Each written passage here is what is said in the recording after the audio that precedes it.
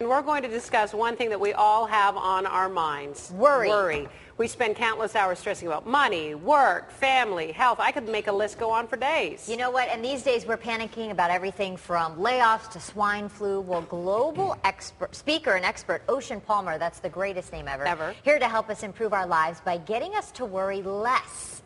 Is it possible? Is it? Absolutely. Yeah, that's the fun of it. You know, people worry about three kinds of things. Things they can control, things they can only influence, and things they cannot control. Remarkably, 40% of what's in somebody's head doesn't belong there in the first place, and those are things you cannot control. And they're the most toxic. Give us an idea of something you can't control that people tend to worry about. That you cannot? Yeah. The economy. Okay, good point. I can't change the economy. It's much bigger than anybody's ability to control it, right? But, and so what happens is the mind processes it in a very dangerous way, which is it takes it to the worst possible extreme, which almost never happens. It just spins out and out and out, like toppling over dominoes.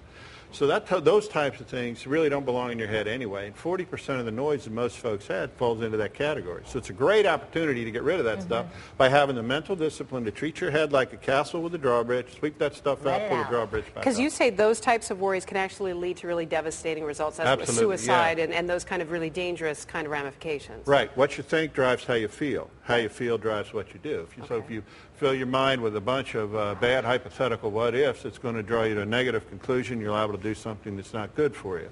So, but you know, what's cool about this topic is if you learn to focus on things you can control, which are your own thoughts and behaviors, it can inspire positive change. Okay. So some worry is really good. The art becomes learning how to manage what am I going to worry about and what's not allowed in the castle. That's like a full-time And how long do I worry about it? How much time do I spend on it? Now, I have 4 children, and sincerely, I do not worry about them at all. Father Well, you're a negligent parent.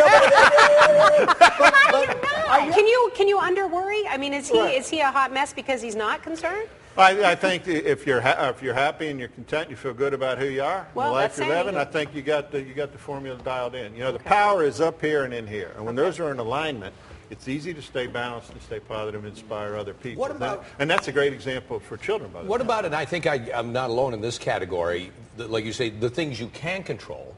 But then sometimes you procrastinate. You don't control. That's what I do. And then you work like I have this phobia of going to the mailbox, but I know I should, and you know, so I worry about going there, and then it makes it worse. It makes it worse. Yeah. So my question would be why?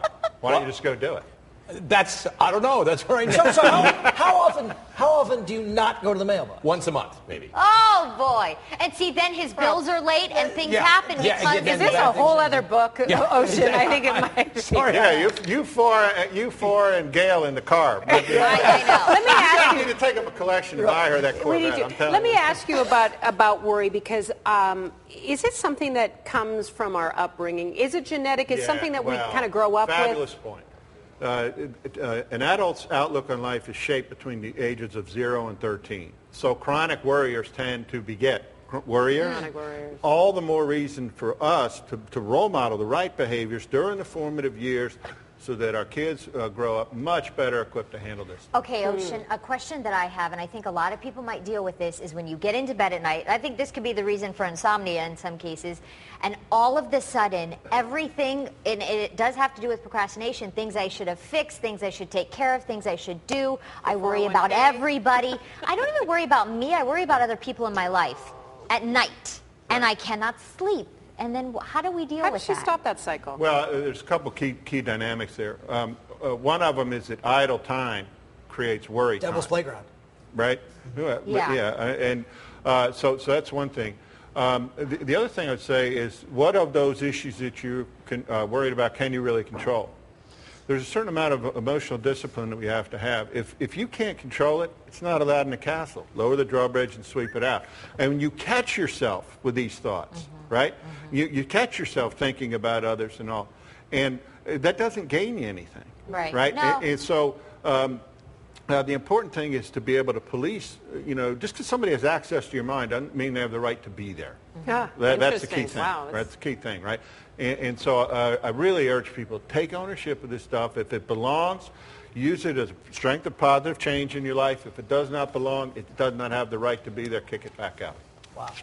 Well, what's really exciting is that Ocean's book has been used by several professional sports teams. Because you know what? When you're up to bat, you don't need to be worrying. If you'd like to take a breath from all of the stress, grab a copy of Ocean Palmer's book, Managing the Worry Circle. You probably have a few people in your life that you could pass it along to. And I'm going to the mailbox today. Yay! We're so empowered. More information on our website, ktla.com. It starts here, folks. We're opening up that castle door and sweeping it out. Palmer, Ocean, thank you so much. Thank you. Such an appreciation for it.